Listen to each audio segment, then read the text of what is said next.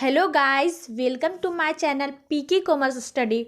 आज हम लोग बिजनेस स्टडी के बहुत ही इम्पोर्टेंट क्वेश्चन को कवर करेंगे जो कि एग्ज़ाम में बहुत बार रिपीट कर चुका है। तो वीडियो को केयरफुली अंत तक देखें ताकि आपके एग्ज़ाम में ये क्वेश्चन आए तो आप आसानी से इस प्रश्न का उत्तर दे सके। तो प्रश्न है, निर्देशन का अर्थ, परिभाषा तथा निर्देशन के लक्षण और महत्व की व्याख्या करें। तो सबसे पहले मैं इसका बेसिक अर्थ बता दूं कि निर्देशन यह है कि यह एक प्रक्रिया है जिसके अनुसार एक व्यक्ति को सहायता प्रदान की जाती है जिससे कि वह अपने समस्या को समझते हुए आवश्यक निर्णय ले सके और निष्कर्ष निकालते हुए अपने उद्देश्यों को प्राप्त कर सके।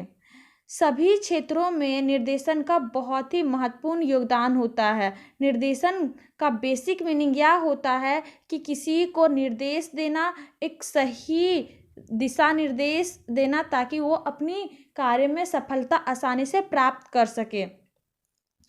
निर्देशन के बिना किसी भी कार्य को संपूर्ण रूप से सफलता प्राप्त नहीं किया जा सकता है। जैसे अगर किसी कंपनी में कर्मचारी अपने मतलब से बिना निर्देशन के कार्य करेंगे तो कंपनी को भारी मात्रा में नुकसान सहन करना पड़ सकता है। तो इसे ही निर्देशन कहते हैं। चलिए अब हम लोग देखते हैं इसका शाब्दिक अर्थ क्या होता है। निर्देशन का अर्थ, निर्देशन प्रबंधकीय कार्य है जो अधीनस्थों का पथ प्रदर्शन करता है। यानी कि ऊपर स्तर के लोग अपने से नीचे स्तर के लोगों को दिशा निर्देश देते हैं। जब कोई प्रबंधकीय निर्णय लिया जाता है तो उसे उचित क्रियान्वयन द्वारा क्रिया को परिणत करना आवश्यक है। क्रियान्वयन अथवा निर्णय को लागू करने का कार्य निर्देशन द्वारा ही संपन्न किया जाता है। एक उच्च अधिकारी अपने अधीनस्थों का पथ प्रदर्शन करता है। यह कार्य आदेश निर्देशों द्वारा किया जाता है। अतः प्रबंधकीय कार्यों में निर्देशन से आशय अधीनस्थों का पथ प्रदर्शन करना है। एक योग्य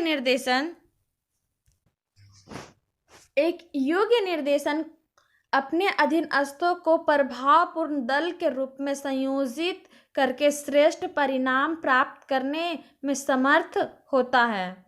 निर्देशन का स्थान नियोजन, संगठन एवं नियुक्तियों के उपरांत किंतु नियंत्रण एवं निरीक्षण से पूर्व होता है। उचित निर्देशन के अभाव में नियोजन, संगठन एवं नियुक्तियां व्यर्थ सिद्ध होती है। ऐसी स्थिति में नियंत्रण एवं निरीक्षण का तो प्रश्न ही नहीं उठता। निर्देशन प्रबंधकीय निर्णयों तथा क्रियाओं के क्रियान्वयन के मध्य संबंध स्थापित करता है। निर्देशन संगठनात्मक लक्ष्यों की प्राप्ति में मान्य प्रयासों का पथ प्रदर्शन करता है।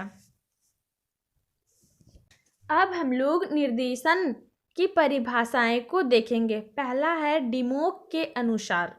तो डिमोक का मानना है प्रशासन का हृदय निर्देशन का कार्य है जिसके अंतर्गत क्षेत्र का निर्धारण, आदेशों तथा निर्देशों को देना एवं गतिशील नेतृत्व प्रदान करना होता है।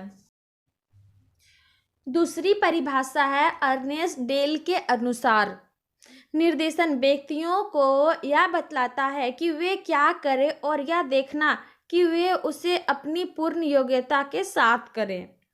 यानी निर्देशन में लोगों को यह निर्देश दिया जाता है कि वो अपने कार्य को किस तरह करें और क्या करेंगे जो कि कार्य करने से सफलता प्राप्त हो जाएगी।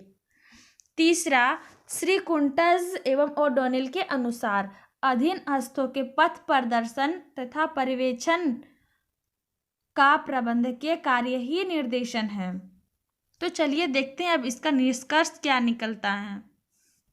निष्कर्ष, उपयुक्त परिभाषाओं का अध्ययन करने के पश्चात निष्कर्ष रूप में कहा जाता है कि निर्देशन का कार्य संस्था में कार्यरत कर्मचारियों का पथ प्रदर्शन करना, उन्हें आवश्यक आदेश निर्देश देना, उनके कार्यों व कार्य विधि का पर्यवेक्षण करना तथा निष्पादन अवधि में उठने वाली समस्याओं का निपटारा करना ताकि संगठनात्मक लक्ष्यों एवं उद्देश्यों को प्राप्त किया जा सके। चलिए अब हम लोग देखते हैं निर्देशन के लक्षण क्या है। निर्देशन के लक्षण निम्नलिखित है। पहला है प्रबंध का महत्वपूर्ण कार्य। निर्देशन प्रबंध का महत्वपूर्ण कार्य है। नियोजन, संगठन, नियुक्तियां और निर्णय तो कार्य की पृष्ठभूमि तैयार करते हैं, किंतु निर्देशन कर्मचारियों से कार्य कराता है और संगठन के प्रयत्नों का शुभारंभ करता है। दूसरी महत्व है प्रबंध के प्रत्येक स्तर पर आवश्यक उपक्रम का आकार चाहे छोटा हो अथवा बड़ा, प्रबंध वरिष्ठ हो अथवा कनिष्ठ, निर्देशन की आवश्यकता प्रबंध के प्रत्येक स्तर पर पड़ती है। तीसरा लक्षण है सतत प्रक्रिया। निर्देशन एक सतत प्रक्रिया है, यानी यह हमेशा चलती रहती है, जो संगठन के संपूर्ण जीवन तक चलती रहती है। प्रबंधक को अपने अधीनस्थों को निरंतर आदेश, निर्देश, मार्गदर्शन, परामर्श, प्रशिक्षण, पर्यवेक्षण तथा अभिप्रेरण प्रदान करना पड़ता है। यानी जब तक कंपनी चलती रहती है तब तक कंपनी के प्रबंधककर्ता द्वारा अपने कर्मचारियों को आदेश, निर्देश और उसे मोटिवेट करना जरूरी होता है। उसे समझाया जाता है कि कंपनी का क्या लक्ष्य है, उसे किस तरह प्राप्त करना है। इसीलिए यह सतत प्रक्रिया है। चलिए आगे देखते हैं क्या है। चौथा लक्षण है मानवीय निष्पादन से संबंधित। निर्देशन एक मानवीय कार्य है जो मानवीय घटकों से संबंधित है। पांचवा लक्षण है विभिन्न तत्वों का समूह।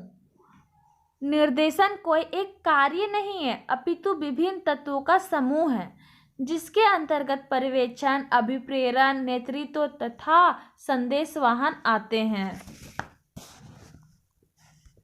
छठा पॉइंट है तिहरे उद्देश्य, यानी इसके 3 उद्देश्य होते हैं। पहला अधीनस्थों को काम करवाना, दूसरा प्रबंध को अधिक उत्तरदायित्व से कार्य करने के लिए अवसर प्रदान करना तथा तीसरा संस्था के लक्ष्यों एवं उद्देश्यों को प्राप्त करना होता है। सातवां लक्षण है निर्देशन का प्रवाह।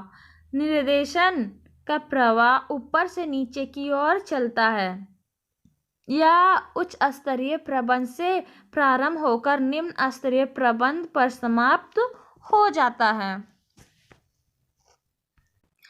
अब हम लोग निर्देशन का महत्व को समझेंगे, यानी इम्पोर्टेंस ऑफ डायरेक्टिंग। निर्देशन करना प्रबंध का एक अत्यंत महत्वपूर्ण कार्य है। प्रबंध के कार्य का स्वयं निष्पादन नहीं होता है, अपितु उसे दूसरे से कार्य लेना पड़ता है। उसके अभाव में प्रबंध संबंधी अन्य सभी कार्य अस्तित्वहीन ही रहते हैं। श्री कुंटज एवं ओडोनेल के अनुसार निर्देशन का गहरा संबंध कार्य का संपादन करने से है। एक व्यक्ति योजना बना सकता है तथा संगठन एक कर्मचारियों की नियुक्ति कर सकता है, किंतु उस तब तक कोई सफलता नहीं मिलती जब तक कि वह अपने अधीनस्थों को यह ना सिखाए कि उन्हें क्या करना है और कैसे करना है।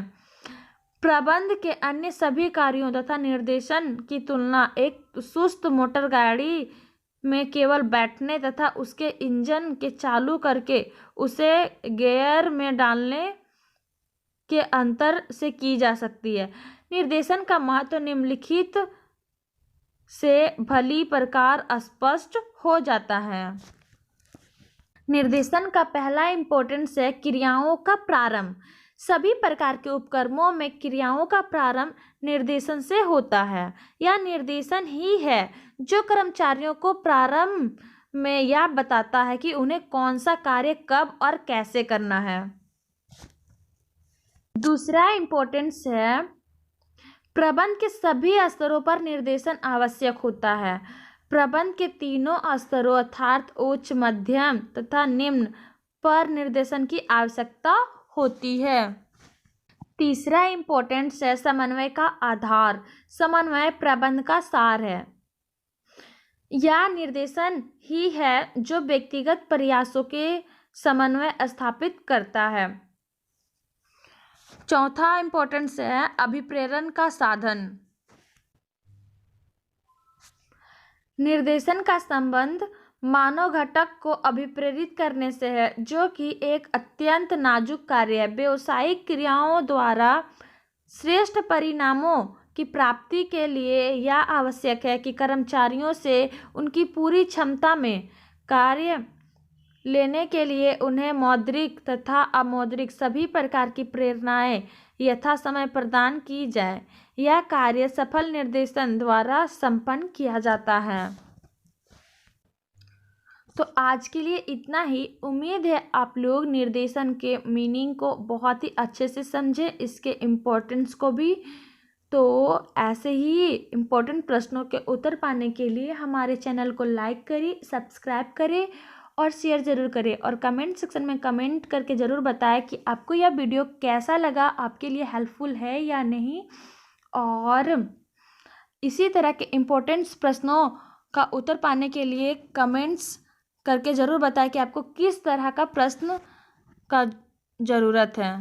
धन्यवाद।